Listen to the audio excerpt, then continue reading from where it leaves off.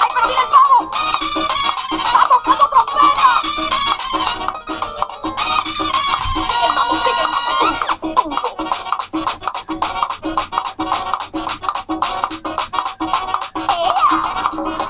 ¿Tú sabes qué signo? ¡Llegó el pavo! ¡Llegó el pavo!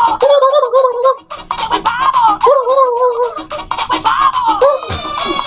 ¡Llegó el pavo! Vine a Nueva York, aquí se nota mejor. Allá pasa más trabajo y no aguantaba la presión. Vivimos en Nueva York porque aquí es mucho mejor. Allá pasa más trabajo y no aguantaba la presión. El pavo sabía mucho, por eso vino aquí. Allá en Nueva York, él se iba a morir. El día del cañín se estaba acercando y todo el mundo allá lo estaban observando. Pero lo que él no sabe es que aquí también el tiempo de Navidades se lo van a comer. Por eso todos los tigres lo andan acechando. Y cuando lo logran ver lo dicen, míralo, míralo, míralo. ¡Llegó el pavo!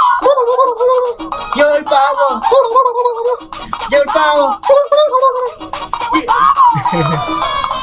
¡Llegó el pavo! Y vino de Nueva York. ¡Llegó el pavo!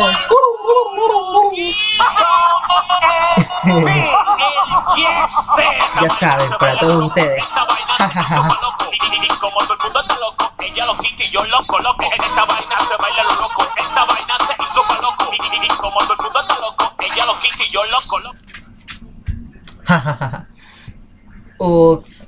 Bueno, saludos para todos esos tuiteros que andan en YouTube, que andan en Facebook y para todos esos cibernáticos.